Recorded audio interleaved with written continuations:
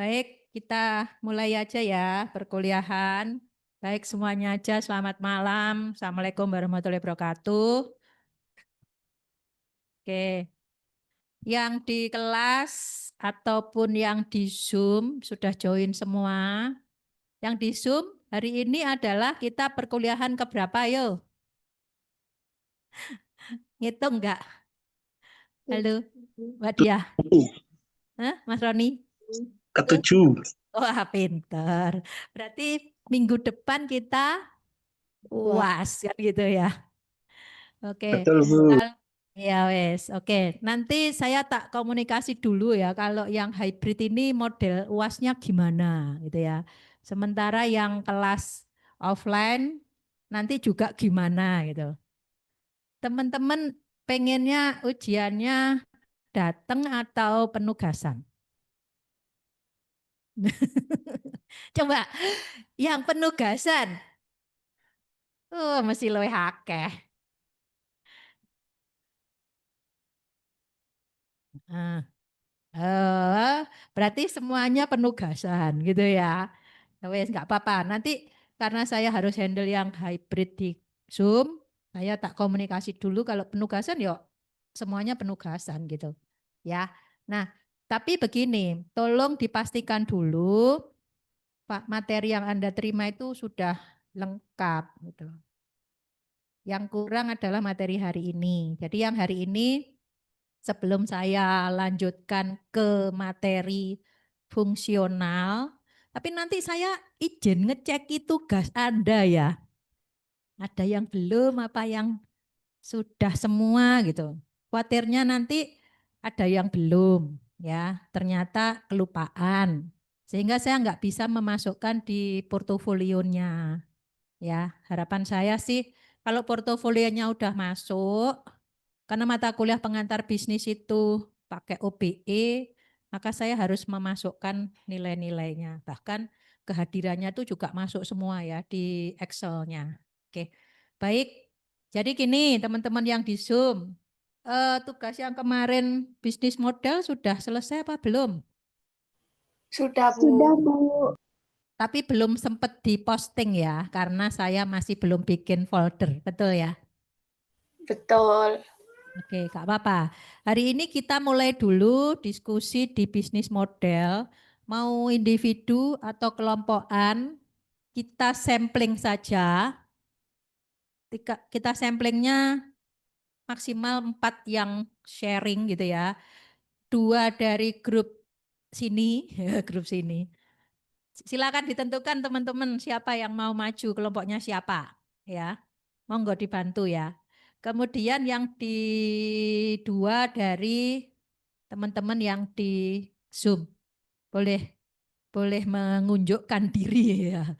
Siapa? Yang mau sharing siapa yang dari Zoom? Yang sudah jadi.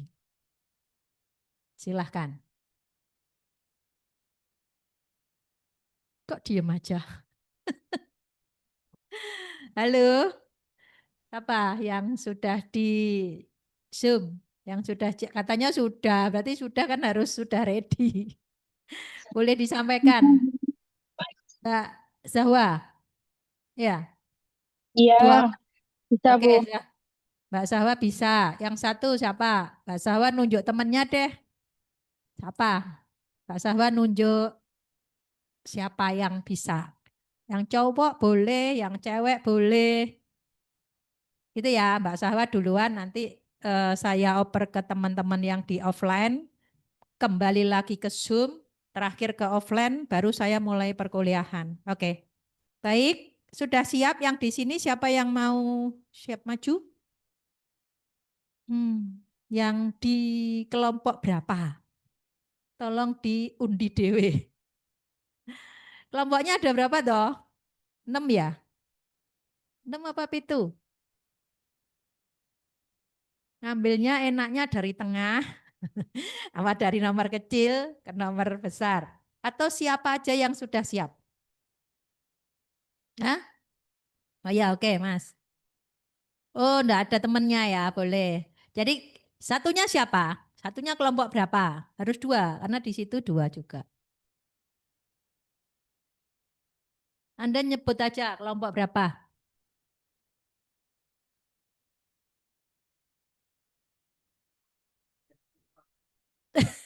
Siapa kelompok 1?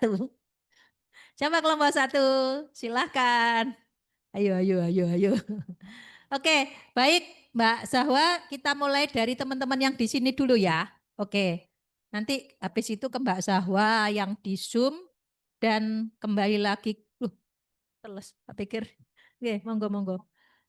Itu tolong ya. Baik, silahkan Mas. Duh, kan duluan katanya. Iya. Apa kelompok 1 dulu? Anda dulu toh. Oke. Ya enggak apa-apa, di situ aja sambil dibawa Eh, di parkiran. Malar ya, kejeme. ya, selamat sore teman-teman. Di sini saya mau mempresentasikan tentang bisnis model kanvas milik saya. Eh, Bisnis yang saya gunakan, mohon maaf ya, yang saya konsep ini adalah bisnis jasa desain dan cetak. Didesain oleh saya sendiri untuk customer segmentnya sendiri. Yang pertama, ya, customer segment ini isinya target pasar ya. Yang saya targetkan ini adalah pebisnis atau pelaku UMKM dan pebisnis yang baru mulai merintis. Terus produk apa sih yang mohon maaf, keunggulan apa sih dari produk saya ini? Di value proposition ini, produk saya punya desain yang sesuai dengan selera, pesanan diantar menuju customer langsung, pesan bisa melalui online dengan santai, harga dijamin sedikit lebih murah. Sebentar. Yang di customer segment tadi cuma 1. Ya, targetnya saya milih ini sih Bu ya, orang-orang yang perintis sama yang pelaku UMKM yang udah lama. Iya, Bukan UMKM gimana? boleh-boleh aja, asalkan mereka mau. Ini, Tapi jadi kalau ngomongin yang di Zoom denger ya, teman-teman ya. Jadi kalau masalah segmen itu mungkin Anda punya satu yang dituju berarti spesifik UMKM, betul ya? betul, betul. Misalnya nih, mereka yang membutuhkan jasa cetak tapi bukan UMKM. Bagaimana? Kalau dari saya sendiri sih tetap dilayani sih Bu, tapi Oke. tapi kan target yang saya Iya, punya, targetmu enggak terlalu sempit kan itu. iya, Jadi boleh ada 1, 2 gitu. Ya, jadi misalnya contohnya gini. Kalau kopi, sebenarnya siapa targetnya? Oh, pemuda-mudi yang usianya sekian sampai sekian gitu ya. Nah, ditambahkan mereka yang penikmat kopi ya gitu. Jadi itu artinya bisa lebih luas gitu ya. Enggak apa-apa, lanjut Mas. ya jadi value proposition tadi yang itu ya. Terus channel saya ini melalui Facebook community atau komunitas Facebook, terus ada Instagram sama WhatsApp Story. Eh, Bagaimana biar saya punya menghubungkan antara target pasar dengan saya ini, saya melalui Facebook community tadi, saya pasti kontak-kontak ya, ada beberapa yang pasti nyantol. Terus saya di sini kontak WA, mutual medsos, update testimoni, sedikit ngasih saran dan tips juga buat pelaku pebisnis UMKM tadi. Terus eh, untuk Masuk.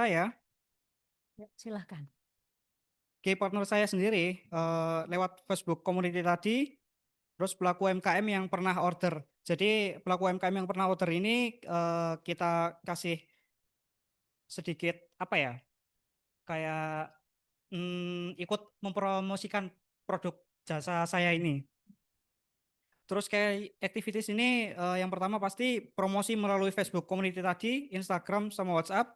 Terus yang kedua menawarkan produk ke pelaku UMKM. Jadi kemungkinan kalau misalnya saya lagi ke warung pagi-pagi atau ke manapun tempat cari sarapan lah, Mm-mm. saya menawarkan produk saya. Pak, ini saya punya jasa desain, bikin banner, bikin logo buat bisnis Bapak. Apakah tertarik untuk saya bikinkan? Saya pakai harga yang sedikit lebih murah.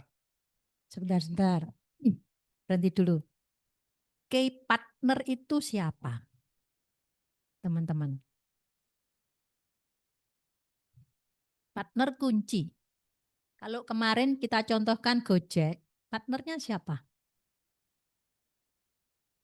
Driver ya. Oke, terus apa lagi? Ada perbankan enggak? Iya. Kalau bisnis Anda bagaimana? Kalau pembeli itu partner kunci kah? Bukan kayaknya Bu, salah Bu ya. Enggak apa-apa. Jadi kan semakin tahu ya sekarang kan ya. Oke. Jadi kadang kita memang dumpioh ya bahasa Jawane itu rada blidru gitu ya. Enggak apa-apa. Kalau partner ya contoh yang kemarin saya kasih itu kan ya Gojek berarti ada driver itu partner. Kalau enggak ada driver mungkin ya bisnisnya itu enggak mungkin jalan ya. Oh, kalau rekan kerja sendiri gimana Bu? Apa? Rekan kerja sendiri. Ya boleh, tapi siapa mereka? Lebih spesifiknya ya? Ya, misalnya kan ini bisnis cetak toh. Ya. Nah, berarti supplier Anda itu juga partner. Nah, rekanmu itu sebagai siapa? Sebagai kreator kah? Sebagai desainer kah? Nah, itu juga partner gitu. Oke? Oke, siap. Makasih Bu. Oke, lanjut. Terus di sini ada key resource. Oke. Saya di sini menggunakan akun sosmed, aplikasi sosmed, SDM itu sendiri, device hingga alat cetak, aplikasi desain dan motor yang untuk kirim tadi. Ya, oke. Cost structure. Kalau mesin cetaknya masuk enggak? Masuk Man. sepertinya Bu. Iya. Terus cost structure-nya di sini ada gaji pegawai atau karyawan yang dengan sistem yang entah itu gaji atau bagi hasil. Terus ada biaya perawatan atau pemeliharaan. Terus ada biaya berlangganan aplikasi desain tersebut. Ya. Ada biaya wifi dan kuota internet. Oke. Ya. Terus selanjutnya ada revenue streams. Ya. Ini ada jasa desain, jasa cetak, layanan pengiriman sama penjualan produk itu tadi. Ya. Ada lagi enggak tambahan kira-kira? Misalnya Anda punya relation dengan tempat lain misalnya. Terus ada kerjasama MOU gitu. Mungkin enggak? Mungkin sih. Mungkin ya. Mungkin. Ya, kadang-kadang ada yang gitu. Jadi kayak MOU tapi di bawah tangan. Tapi kalau MOU-nya memang ini sudah benar-benar dijalankan ya Anda sudah pasti mensupport aktivitas di sebuah instansi tertentu ya gitu. Ya. Oke, sudah? Sudah Bu. Oke, terima kasih, kita kasih aplaus ya. Baik, kembali ke Zoom. Mbak Sahwa yang tadi sudah bersedia, saya persilahkan. Monggo Mbak Sahwa. Bisnisnya apa? Mbak Sahwa. Iya, Bu. Ya, Sebentar, silahkan. Bu. Boleh dibaca kok. Nggak kelihatan. Oh iya. Ya, wes, monggo, silahkan. Sebentar ya, Bu.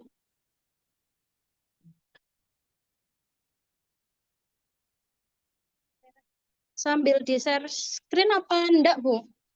Apanya? Oh, Hasilnya. Anda punya akses nggak? Oh, sebentar ya.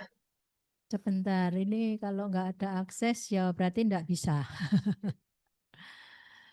Oke, kalau mau share screen coba deh, kalau mau nyoba boleh.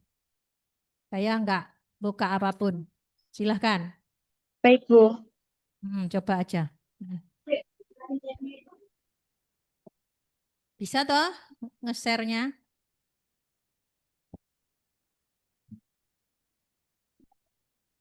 Yang nge-share itu, Bu. Yang Kak hijau. Elia. Nano Oh kelompokan ya. soalnya, Bu. Oh ya, orang. oke. Boleh, silahkan Mas Elias.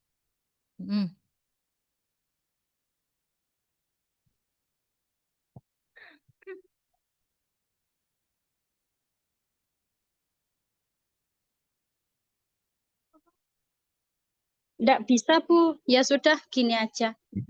Nggak bisa ya? Ya, aku Iya. juga punya keterbatasan, nggak paham. Oke, silahkan bisa disampaikan aja. Dimulai dari apa? Dari kiri boleh, tengah, Iya, ke kanan, ke bawah. Ya, silakan. baik Bu. Untuk bisnis model kanvas yang saya kerjakan ini di bidang usaha laundry express, Bu. Ini Oke, kelompokan laundry. saya sama Kak Elias Andrean. Ya, silakan. Ya. Nah, untuk partnership-nya sendiri dari Laundry Express ini, itu ada pemasok aset-asetnya seperti mesin cucinya, Oh, ini seperti ke mesin partner, cuci dan pemasok iya, ya? ke partner. Oh, Iya, pemasok. Oke. Terus? pemasok aset intinya Hmm, mulai dari apa namanya mesin pengering dan mesin cucinya sendiri.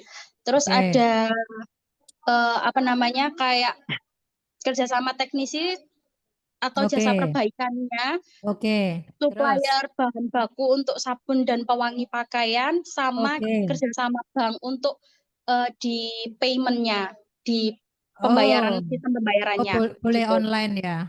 Digital Ya, mas. Oh ya, oke. ya. Terus? Untuk key activities-nya, kita manajemen operasional mesinnya, pengelolaan tempat dan fasilitas, pelayanan dan interaksi pelanggan, keuangan dan pemasaran.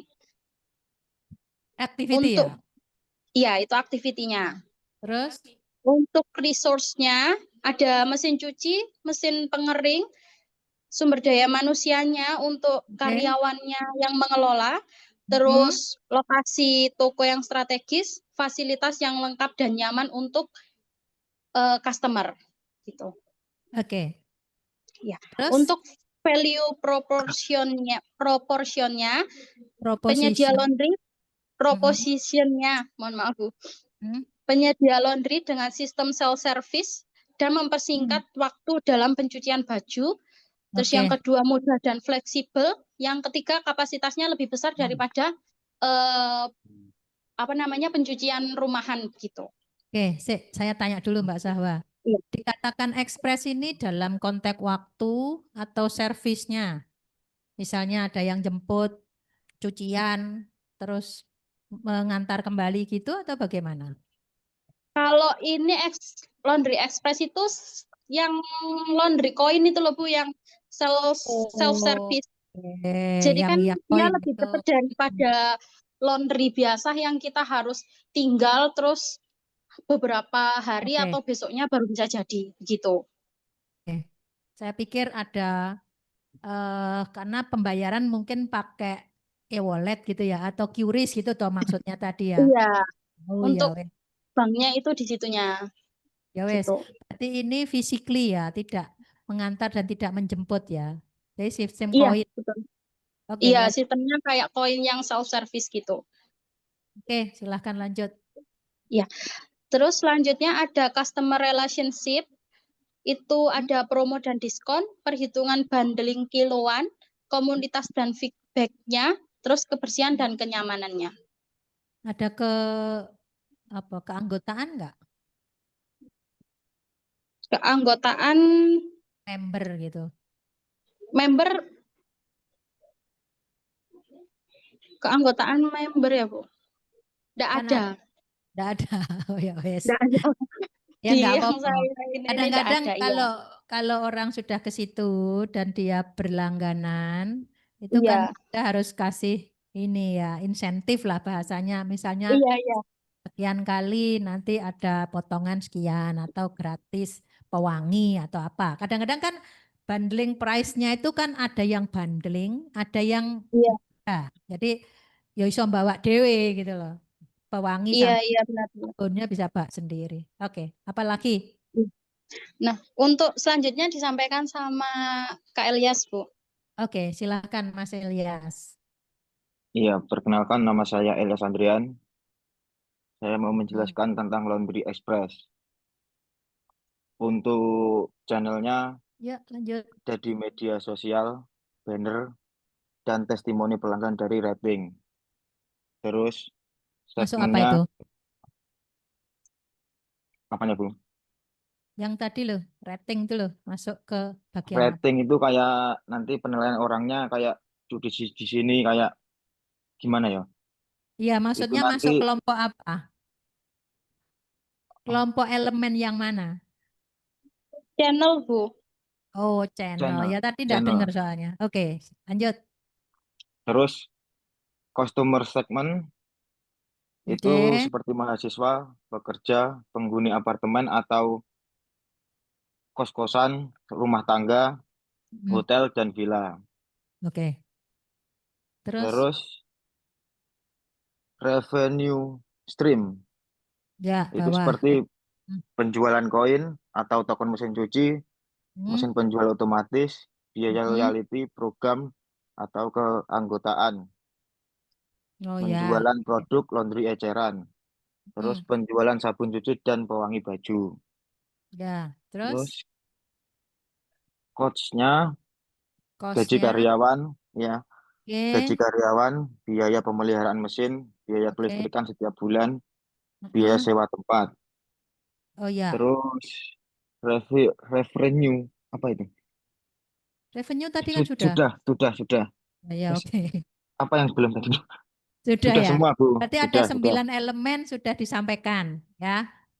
Oke, tadi Iya, Bu. catatan saya tadi boleh ditambahkan ya, misalnya ada membership dan seterusnya atau masuk kemana. Gitu ya. Oke, Iya, terima Bu. kasih Mas Baik, Elias dan Bu. Mbak Sahwa. Makasih. Iya, Kita Bu. oper lagi ke kelompok 1 di sini. Siapa kelompok 1? Ya, Rena, monggo. Dan teman-teman. Boleh membaca bergantian ya, karena itu kan ada 9. Kalau Anda bertiga berarti so telu-telu ya. Silahkan, pembagiannya gimana?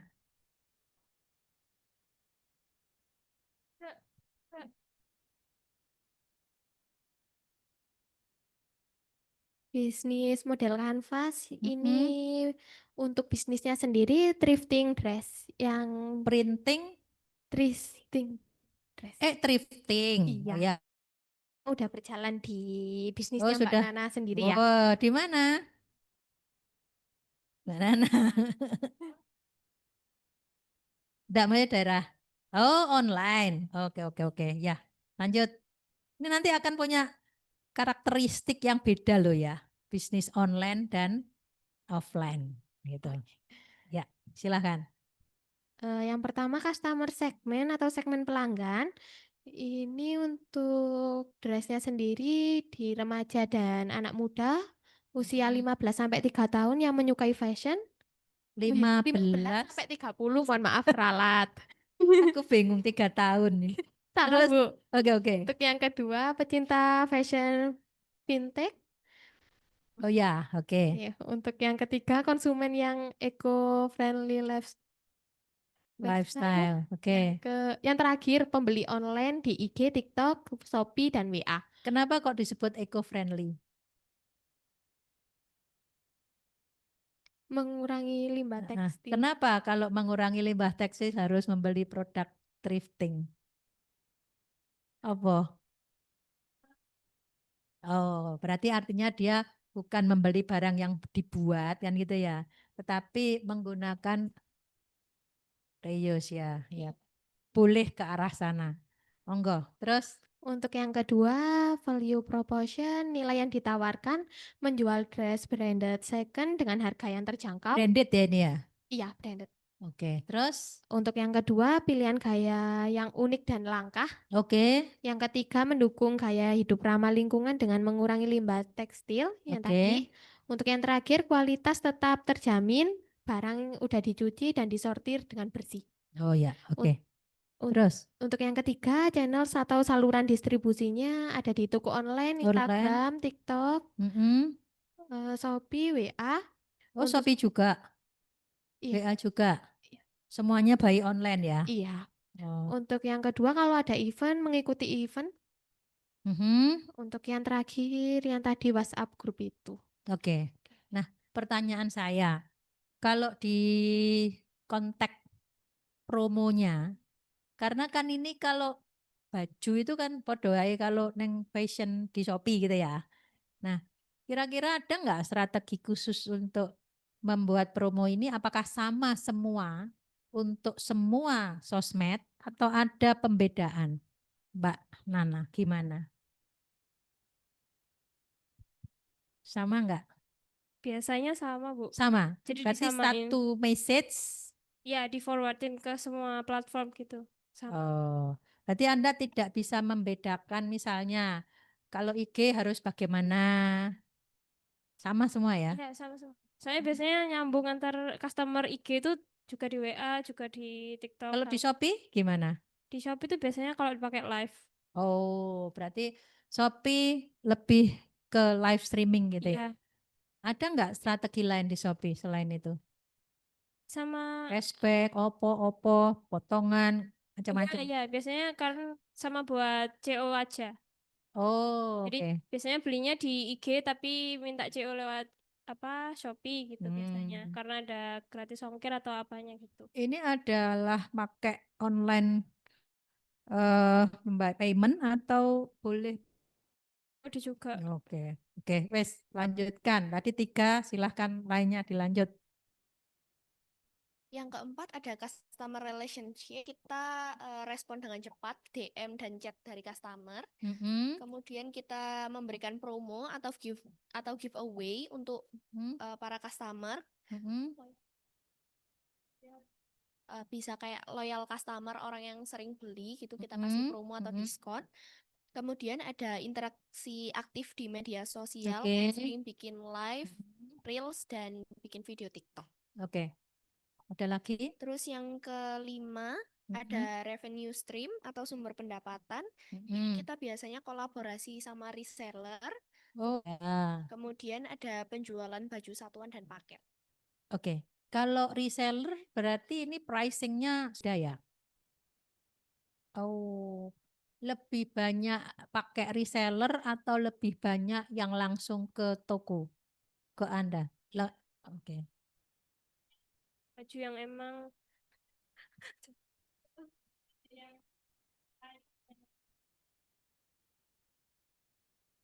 Oh, bisa begitu ya. Oke, oke. Lanjut Terus yang ke keenam 6. ada key resource atau Key sumber daya. resource. Heeh. Yang pertama itu stok pakaian thrift. Mm-mm. Yang kedua ada tim sortir. Oke. Ada akun media sosial. Hmm. Sama ini Selain tim sortir ada tim apa lagi? Ada admin, tim. admin mungkin. Oh, berarti totally dari mulai itu barang datang itu masih di maintenance lagi, masih pewangi dan seterusnya gitu. Oh, terus dikemas atau langsung digantung atau gimana? Oh ya, berarti dalam modelingnya stok ya, karena online ya. Tapi tahu ya bagaimana menggunakan cara istilahnya menata dan seterusnya. Menjualin offline enggak? bisa kalau Oh, karena dia ada IG, WA dan seterusnya. Oke, silahkan lanjut. 3 terakhir. yang ketujuh ada key partnership. Hmm. Partnernya itu ya pemasok baju tadi, Oke. supplier utamanya, terus Oke. ada ekspedisi. Ya. Misal kayak ini aku biasanya pakainya itu SPE karena CO di Shopee tadi, bisa lewat JNT, bisa lewat Lion, Wahana itu karena yang paling murah. Terus yang faktor yang terakhir itu ini tadi, misal ada orang jual, titip jual, sorry. Oke, oke. Oh ya, itu juga partner. Iya, Perbankan juga ya. iya ada. Ya, yes, lek urung enek wis ya. Terus apa lagi? Terus ini ada yang key activities itu. Tapi sebelum dilanjut, itu di handling sendiri ya dalam proses handling barangnya. Ada enggak yang punya jasa pencucian? Ada. Biasanya Biasanya pihak lain loh. ya, Oh lah itu yang masuk kita. tapi saya nggak pakai, kadang dianu sendiri. Kadang terus dari tempat itunya udah dicuci gitu biasanya. Dari tempat yang saya ambil. Oh, Jadi berarti. nggak semua pakai laundry luar. Oh ya, ya, ya. Berarti enggak ada ya. Nggak, saya nggak pakai. Oke. Terus? Yang key activities ini yang pertama mengelola stok dan keuangan, lalu melayani pesanan dan pengiriman barang pesanan. Terus ada mempromosikan di media sosial, Oke. platform online, misal kayak diiklanin atau gimana. Terus ini tadi mencuci, nyortir, Handling ya. ya handling Oke. tadi, terus sama difoto baru diupload katalognya.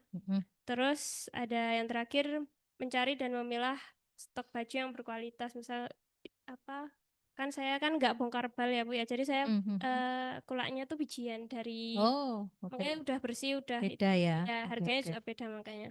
Oke. Terus Terus yang terakhir itu ada cost structure, ya. ada pembelian stok barang atau kulai tadi, terus ada biaya laundry Oke. dan perawatan barang, lalu ada Oke. biaya packing dan pengiriman, terus ada intensif staff, admin atau karyawan, Insentif. ya, Oke. Terus sorry, ya insentif. oke, terus Terus yang terakhir biaya transport menuju ini tempat ambil barangnya. oke. Ada enggak sewa tempat? Enggak sih, karena kan kalau saya sekarang masih di rumah. Nah, kalau pas event Oh ya, kan ada tadi. kan pas event tadi mau ditambahin. Ya, tapi- nggak apa-apa. Iya. Nanti tambah no. Terus terakhir revenue. Ini udah Bu. Sudah. tadi. Berarti ada 3 apa tadi Anda? Key partnership, key activity sama cost structure. Oke, oke. Yang belum ini belum ada ditambahkan ya. Terima kasih teman-teman kelompok 1. Oh, kok sepi? Biar semangat. Oke, kita pindah ke Zoom. Yang di Zoom siapa yang mau menyampaikan bisnis modelnya? Tadi Mas Elyas sama Mbak Zawa sudah. Ada lagi enggak? Halo. Dan enggak? Saya Bu, Mbak Sabita, sama siapa? sama Mbak Rani. Rara. Sama saya Bu Maitarani. Oh, Lutfia. Oke, silahkan. Wes, monggo.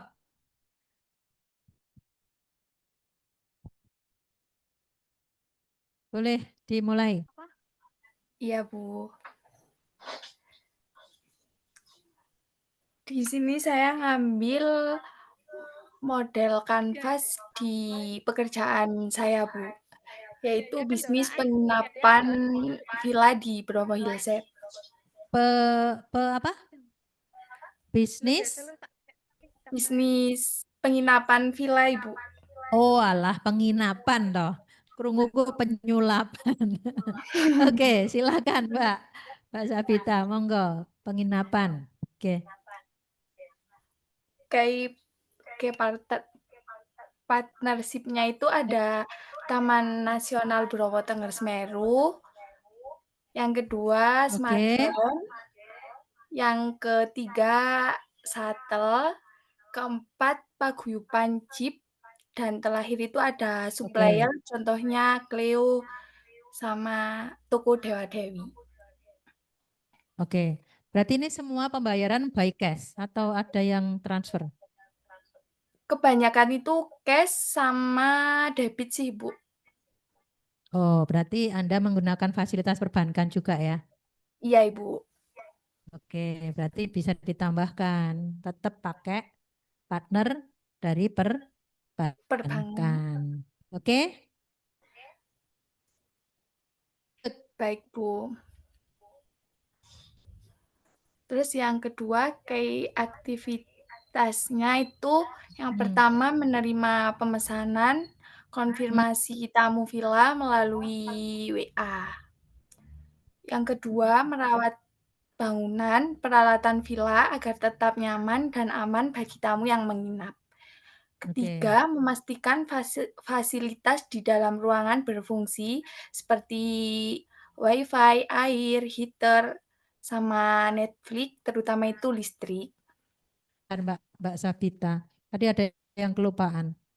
Anda waktu handling food and beverage di situ, di handling sendiri atau ada kerjasama dengan pihak lain?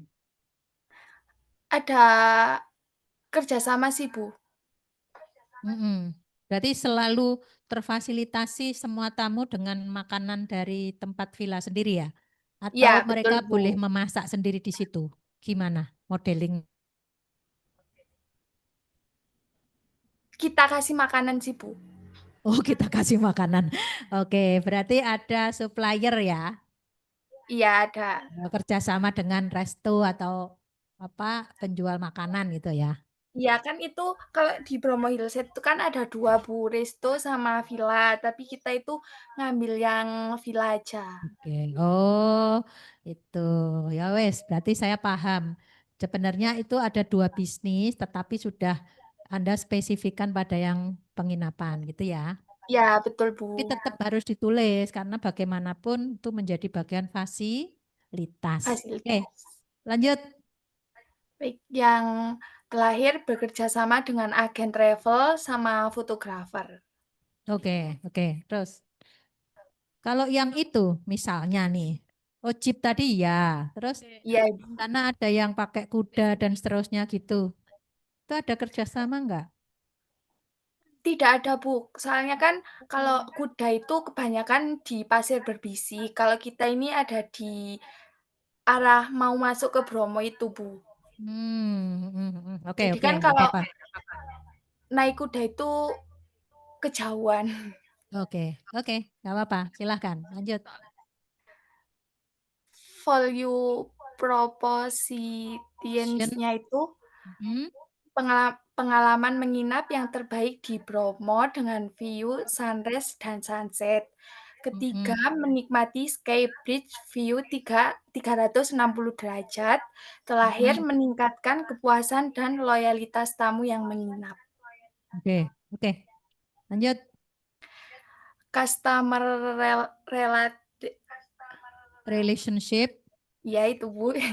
Yang Apa itu? pertama, staf villa melayani tamu secara langsung dan 24 jam seperti room service, housekeeping, dan resepsionis.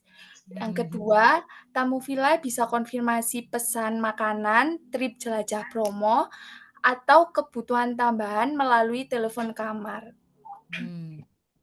Yang ketiga, membangun komunitas tamu di media sosial dengan testimoni dan pengalaman menginap di Bromo Hillside. Keempat, memberikan potongan harga dengan total lebih dari 10 juta. Terakhir, menggunakan sistem reservasi secara online melalui media WhatsApp. Oke, oke, oke. Lanjut. Selanjutnya disampaikan sama Mbak Rani, Bu. Mbak Maitarani, monggo. Ya. Yang selanjutnya ada customer Yes. segmen. Iya, customer segmennya itu dari keluarga, pasangan suami istri, pekerja, wisatawan mancanegara, yang terakhir ada rombongan travel atau komunitas. Perusahaan atau institusi atau organisasi? Mungkin biasanya dari perusahaan yang ingin berlibur gitu, Bu. Ya, ya, oke, oke. Terus? Terus untuk channelnya, yang pertama konten promosi dari media sosial, TikTok, Instagram, yang terakhir WhatsApp. Semuanya Terus online ya? yang kedua, iya Bu. Yang kedua ada dari radio. Yang ketiga, ya kalau yang ketiga ini dari Google Maps, biasanya itu dari rating gitu Bu. Kalau misal, Oke. ya ada yang wisatawan yang habis menikmati villa di situ, kita biasanya rating di Google Maps itu Bu. Paham, Ya paham. kasih bintang. Terus yang terakhir ada billboard. Oke. Lanjut. Ya, terus yang untuk cost structure-nya, Cost structure. ya bagi hasil itu ya Bu. Untuk yang pertama bagi hasil dengan pemilik, owner dan ya owner sama Kementerian Taman Nasional Bromo Tengger Semeru. Yang kedua gaji karyawan, yang ketiga biaya pemeliharaan fasilitas, yang keempat biaya operasional, yang terakhir pajak. Oke, ya. Terus revenue-nya? Yang terakhir pendapatan ya Bu, itu yang Ya. pertama dari pembagian keuntungan dengan kemitraan. Oke. Yang kedua pendapatan dari penyewa kamar. Yang ketiga Ya. pendapatan dari layanan tambahan seperti parkir, penyewaan fasilitas, room service, dan terakhir minibar. Oke. Ya, yang Ada terakhir lagi enggak? dari paket wisatanya Bu, promo dan trekking. Oh, oke, ada paket juga ya. Iya Bu, sudah. Kalau paket wisata berarti Bagaimana Bu? bila Anda menyampaikan tadi ada paket wisata, Anda pakai nggak stabil ini ya, internetnya. Halo, bisa didengar suaraku? Iya. Oke. Bisa, Bu. Oke, paket wisata itu Anda pakai handling sendiri dari tim atau ada kerjasama dengan biro wisata? Ada kerjasama dengan biro wisata, Bu. Oke, berarti selain masukan dari situ juga termasuk dia partner Anda ya. Sudah dimasukkan belum tadi? Belum Bu. Halo, belum? Iya, halo Bu. Ya, berarti kalau belum dimasukkan, nanti ditambahkan di partnernya Anda. Loh, ha? Iya, baik Ya, Bu. wes. Iya. Paket tadi sudah dimasukkan belum di dalam partner Anda? Belum Bu. Ya wes, nanti dimasukkan ya. Berarti sudah selesai ya ini 9 elemen? Sudah Bu. Oke, terima kasih Mbak Sabita dan Mbak Rani. Kita kasih aplaus. Baik, teman-teman, karena semua sudah menyampaikan meskipun ada yang belum ya. Saya coba sharing materi terakhir ya. Yang lain boleh langsung dikumpulkan dengan dikasih nama, tugasnya kelompok atau individu. Nah, boleh dikumpulkan ke depan. Ya, oke. Oke, saya baik, materinya bisa dilihat di monitor, bisa ya. Yang di Zoom bisa, yang di sini. Itu memang tatap muka ke-6. Karena tatap muka ke terakhir itu ya bisnis model itu. Oke ya. Kita lihat di materi terakhir ini. Jadi gini, materi ini merupakan rangkuman gitu ya. Rangkuman dari sebenarnya seluruh mata kuliah yang cabangnya itu nanti akan Anda jalani selama selesai sampai studinya selesai. Contoh ya, contoh. Ada satu aspek yang namanya manajemen pemasaran gitu ya. Ini nanti saya singgung cuma sedikit. Tapi kalau nanti Anda ngambil mata kuliah manajemen pemasaran, yang dibahas adalah lebih detail. Lalu ada cabang lagi, namanya perilaku konsumen, lebih detail lagi. Ya, nanti bisa jadi ada namanya mata kuliah manajemen pemasaran jasa, sedikit beda lagi, gitu ya. Nah, itu adalah dalam satu rangkuman yang namanya bidang fungsional manajemen pemasaran. Nanti ada yang namanya manajemen sumber daya manusia, ya. Kalau di sini prinsip saja yang saya sampaikan. Misalnya MSDM itu umumnya apa gitu ya. Oh, dia harus bisa membuat perencanaan sumber daya manusia sampai mengembalikan manusia itu ke masyarakat. Ya kan? Nah, itu tapi nanti waktu Anda belajar kademen Mbak. Sing dipateni sing endi? Cuman satu nyalanya. Coba tak apa-apa. Tak gedekno ya. Wes tak. Oke. Jadi tak ulangi yang MSDM. Kalau yang di sini nanti saya cuman ngomong bagaimana prinsip.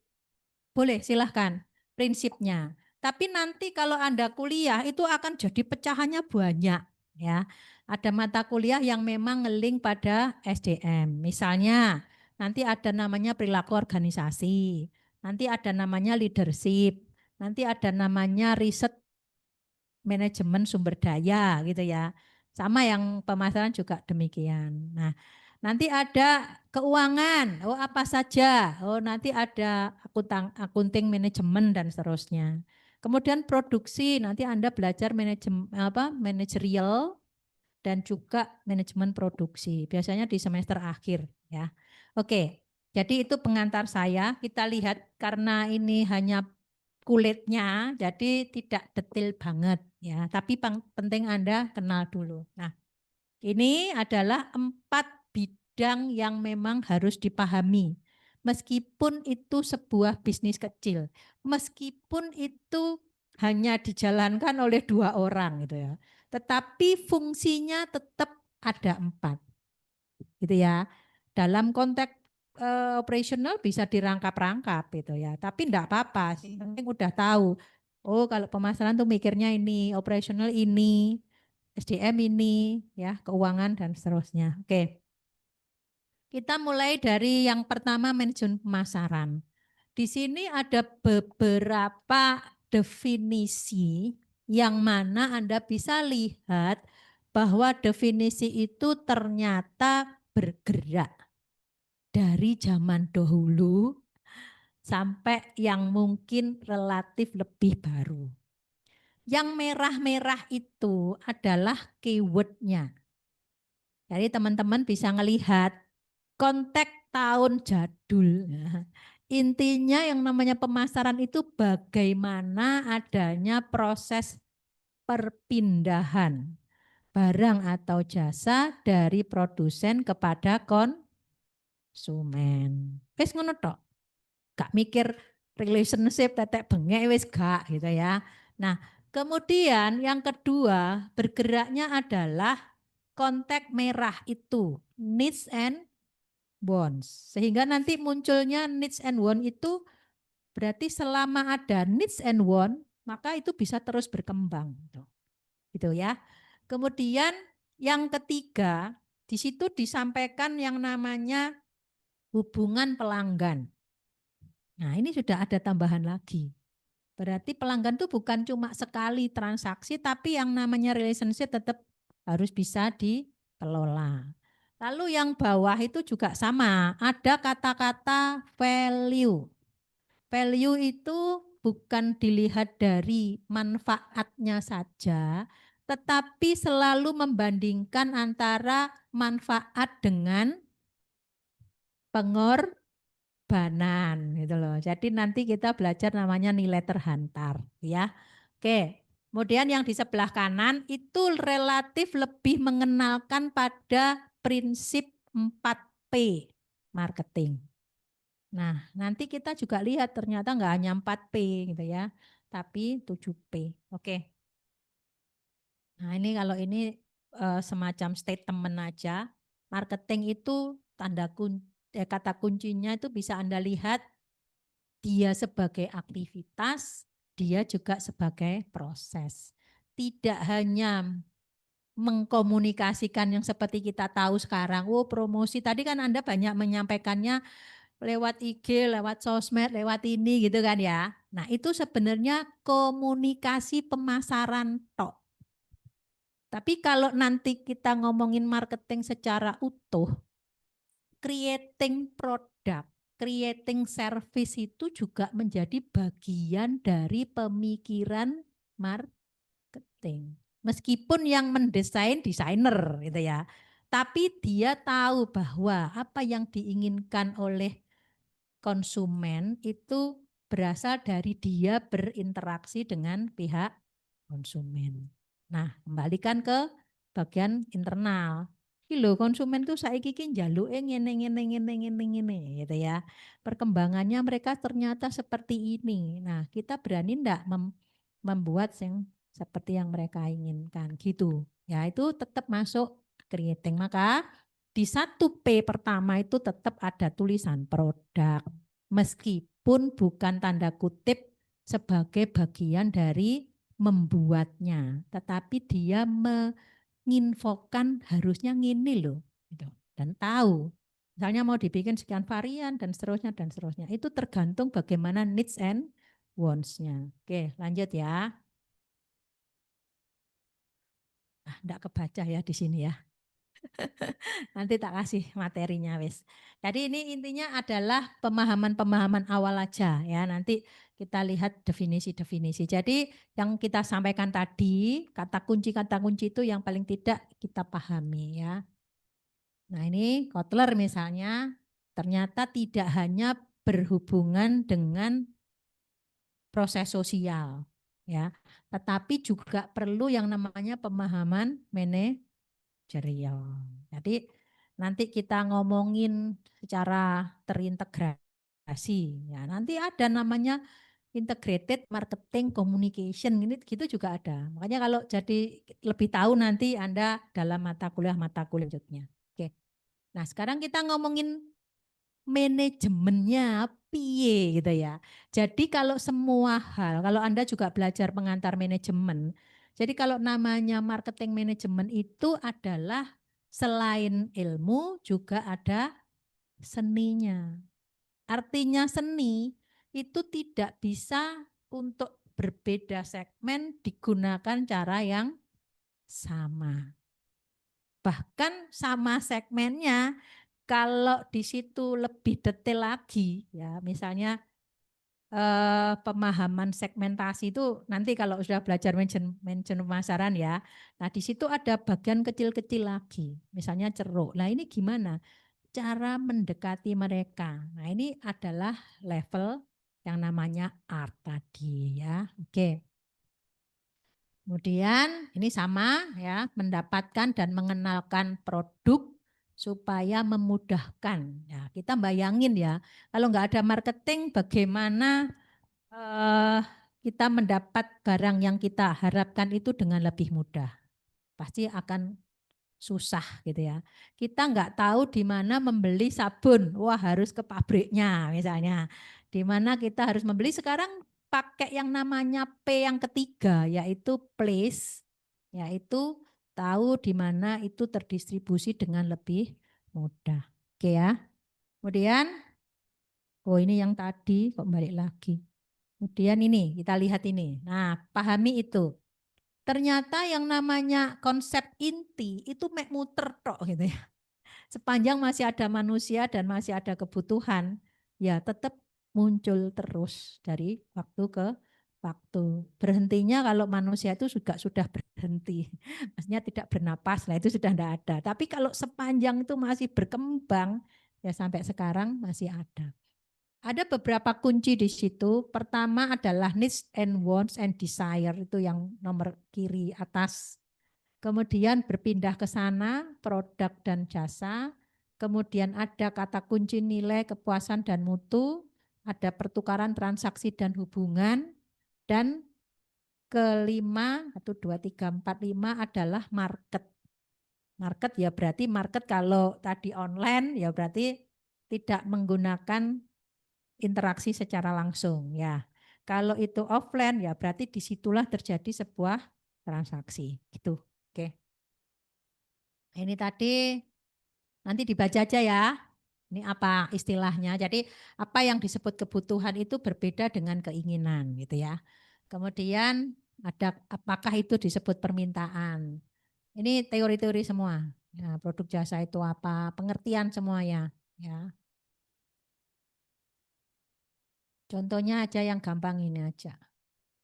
Nah, ini untuk gampang membedakan antara needs dan wants. Kalau needs, apa needs-nya? Needs-nya, kalau itu wants-nya, kalau pecel itu ya. Needs-nya adalah menu sarapan pagi. Jadi mereka membutuhkan untuk sarapan gitu. Lalu dengan berbagai hal ya, bisa budaya, kebiasaan ya, kemudian ya kebiasaan itu ya mungkin orang bisa memilih. Tapi kalau enggak kepepet, butuh bisa milih pecel gitu ya. Saya juga senang ya pecel itu. Tapi kalau misalnya ada kondisi tertentu, bukan berat, tapi kondisi tertentu misalnya sedang diet produk dari kacang-kacangan, misal ya. Kan ada itu yang harus menghindari atau mengurangi gitu. Opo toh kalau kacang-kacangan itu? Hah? Asam urat toh? Mungkin bisa begitu ya, tapi lek bandel ya asam urat lewat.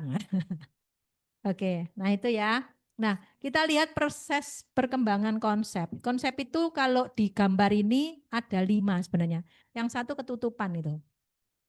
Jadi yang pertama konsep produksi, konsep produk, konsep penjualan, dan konsep pemasaran. Dan yang bawah adalah pemasaran sosial.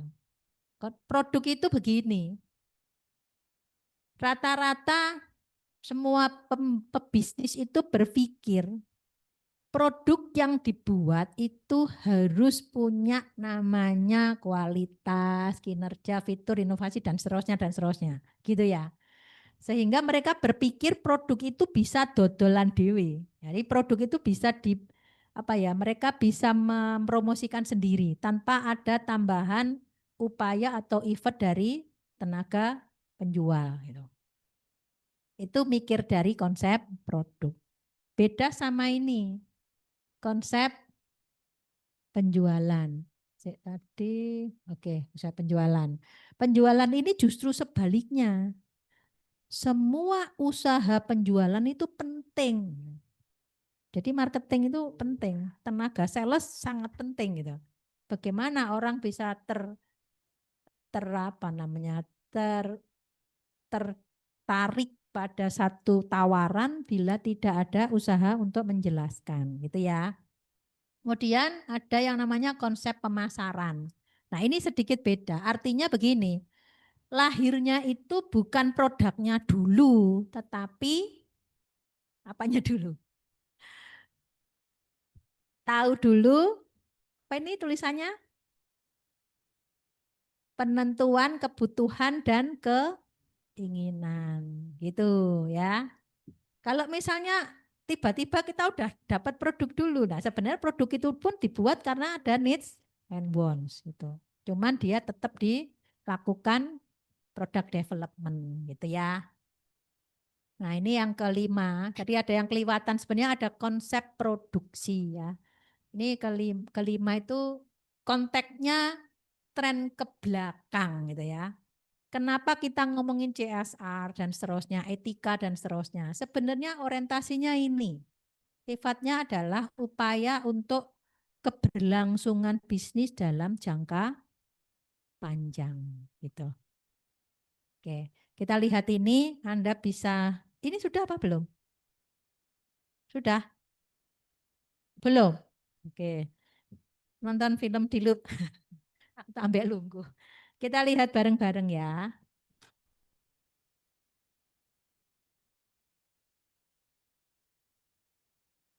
Kok macet? Bentar. Kenapa tidak bisa jalan? Wah ini kok nggak bisa ya, saya nggak tahu kenapa penyebabnya. Oke wes kayak gitu dilewati aja karena nggak bisa dinyalakan. Saya juga nggak tahu kenapa. Biasanya di sini ada panahnya gitu ya. Oh karena berpindah ya. Oke, jadi kalau Anda coba cari di YouTube, ini judulnya Starbucks It's for you kalau nggak salah. Jadi ini menunjukkan bagaimana pihak Starbucks itu konsisten dalam pelayanan sampai mereka menyajikan minuman itu pasti diberi nama gitu ya. Nah ini nanti silahkan bisa dilihat sendiri di YouTube pasti ada. Ada 2 versi ya. Jadi kalau saya lihat itu sampai yang terbaru itu ada yang versi terbaru itu mengikuti kegiatan. Meskipun kita tahu kondisi sekarang Starbucks lagi agak berat sehingga dia sempat menutup 100 outlet kalau tidak salah di North America ya. Kemudian dia sempat mem-PHK 900 orang ya pada saat itu. Tapi di Indonesia juga masih ada. Jadi beberapa store-nya memang ditutup ya. Kemudian nah, kita lihat ini namanya pemilihan pasar ya. Nah ini nanti kalau di mata kuliah manajemen pemasaran itu dipelajari sampai detail. Segmented itu apa dasarnya gitu ya. Targeting itu piye carane. Kemudian positioning itu ternyata relevan dengan sebuah iklan gitu. Ya, oke. Nanti yang di bawah itu juga boleh dibaca. Oke, nah ini loh. Apa toh yang dimaksud segmen? Tadi Anda dihadapkan pada ini yang ada kata-kata apa namanya? Customer segmen. Nah, bagaimana mengetahui sekelompok orang yang mana mereka ternyata berbeda-beda. Nah, perhatikan kata kunci karakteristik. Di situ ada 1, 2, 3, 4. Geografis, demografis, psikografis, dan behavior. Ini umumnya yang digunakan untuk menentukan segmen. Oke. Nah, kemudian ini apa toh yang namanya segmen? Nah, sekarang saya tanya, yang merah misalnya, usia, tempat tinggal, penghasilan, ini masuk apa kira-kira? Geografis atau demografis? Demo, bukan geo gitu ya. Tapi kalau gaya hidup masuknya apa? Tadi kan ada psikografis sama behavior. Masuk yang mana? Behavior gitu ya. Oke, pinter-pinter loh ya. Ini namanya targeting. Karena tadi dikelompokkan ternyata bisa masuk ke bagian-bagian tertentu yang spesifik ya, menjadi target tadi ya. Oh, teman-teman bilang targetnya ini. Nah, kira-kira sempit apa luas gitu. Jadi sebenarnya segmentasi itu satu kriterianya harus measurable, harus terukur. Artinya bisa misalnya batasan usia, jenis kelamin, kayak gitu loh ya, kelihatan gitu. Nah ini yang ketiga namanya positioning. Jadi kalau teman-teman lihat satu contoh branding itu adalah bagaimana membuat yang namanya upaya positioning. Biar dikenal. Ini nanti bisa dibaca sendiri ya. Aku takut ini enggak bisa juga. Enggak bisa nih kayak. 5 strategi marketing untuk bisnis kuliner. Tadi bisa. Hai Sobat Link UMKM, tahu nggak kalau bisnis kuliner menjadi sebuah bisnis yang banyak diminati? Karena makanan dan minuman menjadi kebutuhan sehari-hari. Entah itu untuk makanan rutin, cemilan, atau makanan khas yang terkadang dibutuhkan untuk momen tertentu. Namun, saat ini banyak bisnis kuliner yang menjual makanan dan minuman yang serupa dan membuat persaingan yang sangat ketat. Sehingga dibutuhkan sebuah cara pemasaran bisnis yang tepat untuk dapat meningkatkan omset dan memperluas bisnis kuliner kamu. Kira-kira kalau bisnis kuliner cara pemasarannya bagaimana? Jadi teman-teman ada enggak yang bisnis modelnya pakai? Teman-teman ada pakai bisnis model kuliner enggak? Ada enggak? Makanan, minuman itu. Seperti yang dulu sebenarnya kita udah pernah bahas ya di pertemuan pertama kalau enggak kedua, itu kita mencoba menganalisa bagaimana pemasaran mereka gitu ya. Apakah dia masuk level UMKM? Kalau kita kaitkan dengan materi kita kemarin masuk ya, Mas, karena ada batasan omset, batasan karyawan gitu kan ya. Oke. Saya cepetin aja. Saya penasaran sama yang tadi itu bagus kalau bisa dilihat. Kenapa saya ngekliknya salah ya? Penasaran aku. Loh, bener-bener nggak iso loh. Iya, wes, gak apa-apa wes, mesti ono sing hang. Baik, jadi itu tadi 5 tips, saya cepetin. 5 strategi marketing untuk bisnis kuliner. Hai Oleh Sobat jadi Link kebalenan. UMKM, tahu nggak kalau bisnis kuliner menjadi sebuah bisnis yang banyak diminati? Karena makanan dan minuman menjadi kebutuhan Coba ya teman-teman sehari-hari. nanti kalau Entah melihat itu untuk makanan rutin, contoh ini cemilan, ya, atau makanan misalnya keras yang terkadang mau dibutuhkan untuk ada momen tertentu. pertanyaan yang berkaitan sama Namun, apa strategi saat bisnis ini yang bisa banyak bisnis digunakan kuliner yang pada menjual bisnis makanan model dan yang Anda minuman pilih yang gitu. serupa Nanti dan membuat berarti sudah persaingan bisa yang tahu, sangat oh ketat. caranya membuat segmen dulu. Caranya Sehingga apa? Segmentasi dibutuhkan pakai sebuah cara geografis pemasaran misalnya. bisnis yang Pakai tepat demografis, untuk caranya dapat gimana? meningkatkan Kemudian omset pakai dan memperluas bisnis psikografis kuliner dan kamu. ada Berikut ya, ini terdapat benar. 5 strategi marketing Coba ini untuk bisnis disimak sebentar kuliner aja. untuk Sobat Link UMKM. Yang pertama, aktif di media sosial. Manfaatkan media sosial seperti Facebook, Instagram, dan TikTok untuk mempromosikan bisnis kamu, sehingga dapat menarik pelanggan baru. Dengan membuat konten menarik seperti foto makanan dan membuat video dengan tren yang terjadi saat ini. Dan jangan lupa untuk berinteraksi dengan followers di media sosial. Yang kedua, penawaran khusus. Memberikan penawaran khusus seperti diskon atau promo paket untuk menarik pelanggan baru dan mempertahankan pelanggan lama. Pastikan juga penawaran tersebut menarik dan memberikan nilai tambah bagi pelanggan. Yang ketiga, memperluas pasar melalui berbagai event. Kamu bisa ikut berpartisipasi dalam event atau membuat kemitraan dengan bisnis lain untuk meningkatkan pemasaran bisnis kuliner dan menjangkau pelanggan baru.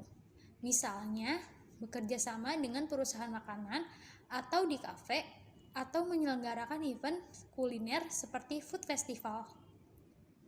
Yang keempat, fokus pada pengalaman pelanggan. Membangun pengalaman pelanggan yang positif dapat membantu meningkatkan kesetiaan dan memperluas basis pelanggan kamu. Pastikan makanan enak, suasana nyaman, dan pelayanan yang ramah dan cepat. Setelah itu, mintalah review atau testimoni balik dari pelanggan dan gunakan informasi tersebut untuk meningkatkan kualitas bisnis kamu. Yang kelima, selalu berinovasi. Sebagai pengusaha, menjadi inovatif dan terus berkreasi adalah hal dasar yang harus kamu miliki.